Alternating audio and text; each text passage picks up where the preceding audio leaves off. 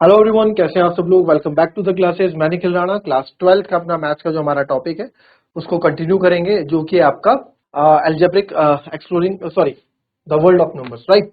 तो world of numbers में आपने देखा, हम कल प्रोडक्ट डिफरेंस डिफरेंस मल्टीप्लाई सब हमने सीखा। अब हम यहाँ बात कर रहे हैं इसकी। कल मैंने आपको एक चीज बोला था, डिस्ट्रीब्यूटिव प्रॉपर्टी से तो हमने करके आपको दिखाया है ना, 7/9 6/7 -3/4। इसको एक बार और देख लें। मैंने आपको बोला था कि आप इसको बॉड मास के अकॉर्डिंग में करना है ना। जैसे ये क्वेश्चन था आपके पास 6/9, इसको आपको यहाँ पे एग्जाम में क्या बोला, अभी क्वेश्चन में क्या बोला, यूजिंग डिस्ट्रीब्यूटिव प्रॉपर्टी सॉल्व है, using distributive property. Distributive property, तो डिस्ट्रीब्यूटिव प्रॉपर्टी क्या होती है? डिस्ट्रीब्यूटिव प्रॉपर्टी क्या होती है? जैसे डिस्ट्रीब्यूटिव प्रॉपर्टी होती है डिस्ट्रीब्यूट करके सॉल्व करो। तो 7/9 की मल्टीप्लाई पहले अंदर होगी 6/7 के साथ, फिर माइनस है 7/9 की मल्टीप्लाई होगी -3/4 के साथ। तो यहां से मैं देख पा रहा हूं, मैंने आपको बताया है, कट रहा है तो काट दो। 7 से 7 कट रहा है, 3 2 जा 6, 3 3 जा 9। सर यहां से आप देखोगे 3 1 जा 3, 3 3 जा 9, यहां से कैंसिल हो रहा है। ठीक है, तो हमारे पास जो बचा, हमारे पास यहाँ क्या बचा, ऊपर बचा सर 2, नीचे बचा 3, 2/3 माइनस 7/12। 3 और 12 का एलसीएम सर 12 होगा, 3 चौको 12, तो 2 चौको 8, तो ये ऐसे रहेगा। तो आ गया मेरा 1/12।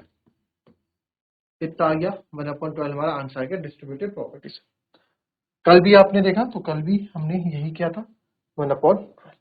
अब इसी क्वेश्चन को हम कर रहे हैं आपका यहाँ पे दूसरे मेथड से, या फिर आप बोल सकते हैं कि इसको कर रहे हैं बॉड मास वाले तरीके से। 7/9 6/7 -3/4। तो 7/9 है सर, 7 बॉड मास के अकॉर्डिंग हम अंदर सॉल्व करेंगे। 7 चौको 28, सब 4 टाइम मल्टीप्लाई है तो ऊपर भी 4 टाइम 24, 4 7 जा 28, तो ऊपर भी 21। 7/9 यहीं पे हमने रखा, अंदर आएगा 24 में से 21 गया 3, 3/28। अब इसका मतलब क्या होता है, मल्टीप्लाई करना। 7/9 मल्टीप्लाई बाय 3/28, जो कटर से काट दो। 3 1 जा 3, 3 3 जा 9, 7 1 जा 7, 7 4 जा 28। तो क्या बचा जी आपके पास, ऊपर न्यूमरेटर में तो 1 ही बचा, 1 1 जा 1, और नीचे 3 4 जा 12। तो देखो 1/12 आपका यहाँ से गया। ठीक है, तो आप किसी भी मेथड से आंसर निकाल सकते हैं। ठीक है, बट यहाँ कहा था डिस्ट्रीब्यूटिव प्रॉपर्टी, तो इसलिए हमने डिस्ट्रीब्यूटिव प्रॉपर्टी यूज की। अदरवाइज आप बॉड मास से भी कर सकते थे, बॉड मास वाला। ठीक है, पहले ब्रैकेट सॉल्व करो, फिर बाद में। आई बात समझ में? क्लियर है? कॉपी कर लेंगे।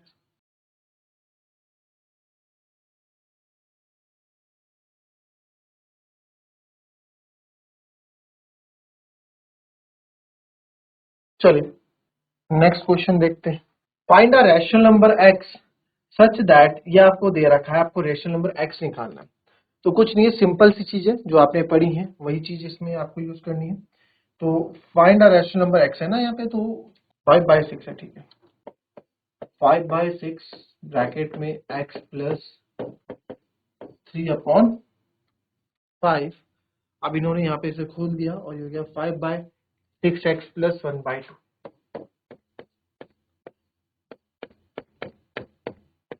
ठीक है, तो बहुत सिंपल है। अब क्या करेंगे, इसकी मल्टीप्लाई कर देते हैं अंदर, हमें तो दोनों साइड सॉल्व करना है। तो 5/6x plus 5 multiply by 3/6 multiply by 5 is equal to 5/6x plus 1/2। तो सर यहाँ पे हो जाएगा 5/6x ऐसे हो जाएगा। यहाँ पे अगर आप कैलकुलेट करोगे तो आप देख पाओगे 5 से 5 कट गया, 3 1 जा 3, 3 2 जा 6। तो सर यहाँ पे आ जाएगा आपका 1/2 is equal to 5/6x plus 1/2। तो यार एक बार बताओ, यहाँ पे x की वैल्यू क्या रही होगी? यहाँ पे x की वैल्यू क्या रही होगी आपकी, आप बताओ। तो सर x की वैल्यू यहाँ पे अगर आप देखें जब सेम है, अगर 5/6 मैं इधर ले आऊंगा, 5/6 मैं इधर ले आऊंगा तो कैंसिल हो जाएगा, सेम x 0 हो जाएगा। तो यहाँ पे अगर आप देखें, अगर मैं x की जगह 1 रखूं उधर भी x1 आ जाएगा। ठीक है, अब बताओ क्या क्या लगता है आपको कि क्या सॉल्यूशन होगा इसका, सोचो, दिमाग लगाओ।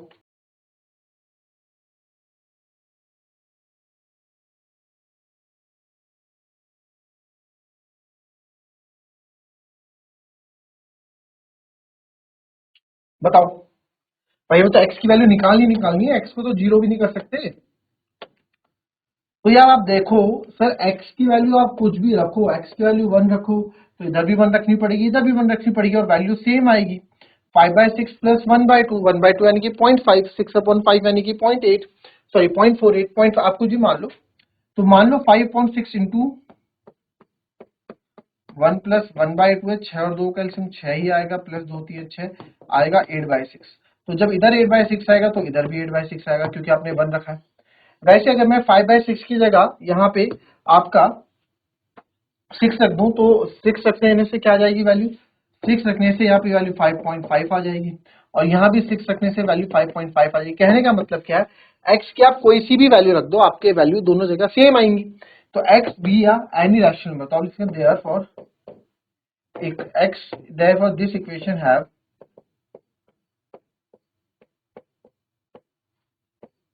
equal in all value of x। सारी वैल्यू की x की कोई सी वैल्यू डालो, उसमें इक्वेशन इक्वल रहेगी। तो therefore x has many rational number. तो x क्या है, रैशनल नंबर x, तो x is any rational number, कोई सा भी रैशनल नंबर हो सकता है। x जो है आपका कोई सा भी रैशनल नंबर हो सकता है। आई बात समझ में?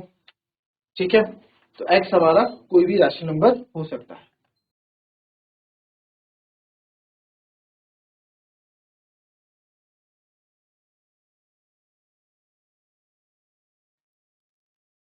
चलो एक क्वेश्चन और देता हूं आपको मैं।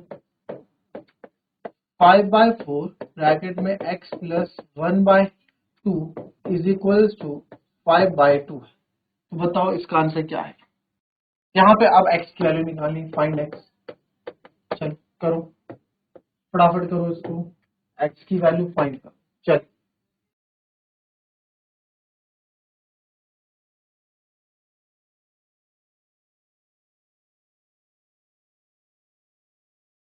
चले, तो देखते हैं सर यहाँ पे 5/4, ठीक है। तो 5/4 ब्रैकेट में x plus 1/2 is equal to 5/2। Multiply करेंगे अंदर 5/4 इंटू 5/4x प्लस 5/4 की मल्टीप्लाई 1/2 से इक्वल टू 5/2। तो सर 5/4x प्लस 5/8 आ जाएगा इज इक्वल टू 5/2। ठीक है, तो अब क्या करेंगे, नंबर एक तरफ ले चलो, 5/4x इधर, 5/2 माइनस 5/8 प्लस का 5/8 है, मैं इधर 5/8 ले चलूंगा। तो 5/4x,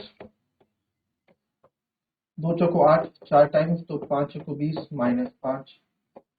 5/4x is equal to 15/8। हमें x की वैल्यू चाहिए, x को इधर रखो, 15/8 इधर आ जाएगा आपका 4, इधर आ जाएगा आपका। तो आप देखेंगे 5 3 जा 15, 4 1 जा 4, 4 2 जा 8। x बराबर क्या हो जाएगा जी आपका 3/, x बराबर क्या हो जाएगा जी आपका 3/। आई बात समझ में, क्लियर है? तो ये आपका आंसर हो जाएगा, x की वैल्यू कितनी आ गई 3/2। ठीक है, इजी, इजी पीजी। चलो नेक्स्ट देखते हैं, ये हमने कर लिया। Now representation rational number on the number line. तो यहाँ देखो क्या ये बोल रहा है, वी ऑलरेडी नो दैट, हमको पहले से ही पता है सर कि integers can be represented on a number line. To do this we first choose a point and mark it as zero, call the origin, है ना। एक नंबर लाइन बनाते हैं, तो जो ये जीरो है इसको आप ओरिजिन का इन्होंने नाम यहाँ पे दिया है कि ओरिजिन, ठीक है सर, ओरिजिन है। Moving 1 unit to the right gives the point representing 1, 2 unit to the right gives 2, and so on. Similarly, moving 1 unit to the left of the origin gives -1, 2 unit -1, and so on. ठीक है, each integer lies at an equal distance from the next one। ठीक है, क्या बोल रहा है इससे पूरे ने कि सर ये बीच वाला तो क्या है आपका ओरिजिन हो गया, क्या हो गया जी ये ओरिजिन। तो सर राइट हैंड साइड में अगर हम जाते हैं तो +1 होता है, +1 यूनिट, फिर उसके आगे +2 +3, वैसे ही लेफ्ट हैंड साइड में जाएंगे तो -1 -2 -3 है ना, एक एक यूनिट आप क्या करेंगे आगे बढ़ते हैं लेफ्ट में, इधर आप -2 -3, ईच इंटीजर्स लाइज एंड, और इनके बीच में जो दूरी होती है वो इक्वल होती है 0 से 1, 1 से 2, यानी इक्वल डिस्टेंस पे ही ये आपके जो होते हैं स्टेप आगे मूव करते हैं। ठीक है, ठीक है। तो ये तो आप कोई भी नंबर जो है उसको आप या फिर जो इंटीजर्स है वो आप रैशनल नंबर में पॉइंट या आपको रिप्रेजेंट कर सकते हैं। ठीक है। Now rational number can also भी, ये क्या बोल रहा है, रैशनल नंबर जो होता है, rational number can also be represented on the number line. Unlike integers, they may be lie between two integers. For example, 1/2 lies exactly halfway between 0 and -3/4 lies between 1 and 0, as shown in the given figure. तो क्या बोल रहा है भाई, जिस तरह से आप इंटीजर्स को नंबर लाइन में रिप्रेजेंट करते हो, वैसे हम क्या है रैशनल नंबर को भी नंबर लाइन में रिप्रेजेंट कर सकते हैं, वो ये बोल रहा है। वैसे हम रैशनल नंबर को भी हम रिप्रेजेंट कर सकते हैं, वो ये बोल रहा है। ठीक है, दे में लाई बिटवीन टू इंटीजर्स, ये दो जो भी रैशनल नंबर्स होंगे वो दो इंटीजर्स के बीच में ही लाई आपका करेंगे। जैसे कि 1/2 यानी कि आधा, आधा किसके बीच में लाई करेगा, 1 और 2 की, 0 और 1 के बीच में लाई करेगा। 0 और 1 के बीच में आधा कहीं बीच 0 और 1 के बीचों बीच लाई करेगा कौन, आपका हाफ। वैसे ही -3/4 लाई बिटवीन -1 0, यहाँ पे लाई कर रहा है तो हमने यहाँ रिप्रेजेंट इसको कर दिया, जो कि आपको फिगर में यहाँ पे दिख रहा है। बट ये करना कैसे, कोई दिक्कत नहीं, जुड़े रहो, अभी बताएंगे आपको कैसे होगा। ठीक है, to represent the rational number p/q, आपका q 0 बराबर नहीं होना चाहिए, तो हमें पता है। डिवाइड द यूनिट इंटरवल, हमें क्या करना है, यूनिट इंटरवल को डिवाइड करना है। Divide the unit interval distance between two consecutive integers into a q equal parts, then move p part from 0 to the right if the number is positive and left if it is negative। क्या बोल रहा है इसमें, चलो इसी के according हम बताते हैं, बाकी मैं तो इसको बताऊंगा ही, समझाऊंगा, बट इसके अकॉर्डिंग आप यहाँ देखो ये क्या बोल रहा है। सिंपल सी बात ये बोल रहा है कि भैया अगर p/q है, मान लो आपके पास 3/5 है, on the number divide the unit interval distance between two consecutive integer, divide करो 5 और 3 कितना आएगा, 0.6 आएगा, 0.6 आएगा। तो सर 0.6 जो है मेरा किसके बीच में आ रहा है, आपको पता है 0 और 1 के बीच में आएगा। ठीक है, हमने बता दिया कि दो कॉन्जिक्यूटिव इंटीजर्स हमने निकाल दिए, इनके बीच का नंबर है 3/5। ठीक है, नाउ अब divide the unit interval into q equal parts. q equal parts यानी 0 और 1 को, जो आपका अगर 0 यहाँ है और 1 आपका यहाँ है, तो इसको 5 इक्वल पार्ट्स में आप बांटो, यानी कि जो q है डिनोमिनेटर उसके 5 इक्वल पार्ट्स में आप बांटो। तो हमने बांट दिया 1 2 3 4 बराबर 5 में, 1 2 3 4 5 पार्ट में हमने बांट दिया। Then move p parts from 0 to the right. अब ये पॉजिटिव है तो यहां से 0 से 1 2 3, यानी कि होगा 1/5, ये होगा 2/5, ये होगा आपका 3/5। तो ये आपका आपने रिप्रेजेंट कर दिया नंबर लाइन को, और अगर नेगेटिव में है तो नेगेटिव की तरफ आप जाएंगे। ठीक है, अब जैसे यहाँ पे इन्होंने बोला represent 3/4, divide the interval between 0 and 1 into 4 equal parts and move the parts। अब देखो आपको पता है जब डिनोमिनेटर बड़ा होता है, जब डिनोमिनेटर आपका बड़ा होगा और न्यूमरेटर आपका छोटा होगा, तो हमेशा 0 पॉइंट सम दिखाएगा और 0 और 1 के बीच में ही आपको आंसर देखने को मिलेगा। अगर आपका फ्रैक्शन ग्रेटर देन 1 है और लोकेटेड ऑन नंबर लाइन है, तो it's lies between 2 and 3, we divide the interval between 2 and 3 into 4 equal parts and move one part right of 2। ये आप समझेंगे अभी। ठीक है, ये सब अभी हम समझते हैं। आपको मैं समझाता हूँ, पहले आपने लिख लिया। ठीक है, इसमें आप समझ गया, इसमें अब मैं बताता हूँ इसमें करना क्या है। देखें तो रिप्रेजेंटेशन ऑफ नंबर लाइन, चलो इसको करने से पहले नंबर लाइन का आप थोड़ा कॉन्सेप्ट समझो, उसके बाद अभी नेक्स्ट लेक्चर है उसमें हम बात करेंगे। ठीक है,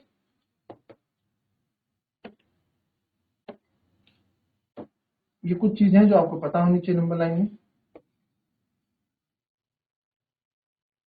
ये आपकी नंबर लाइन है। ठीक है, तो ये 0 हो गया,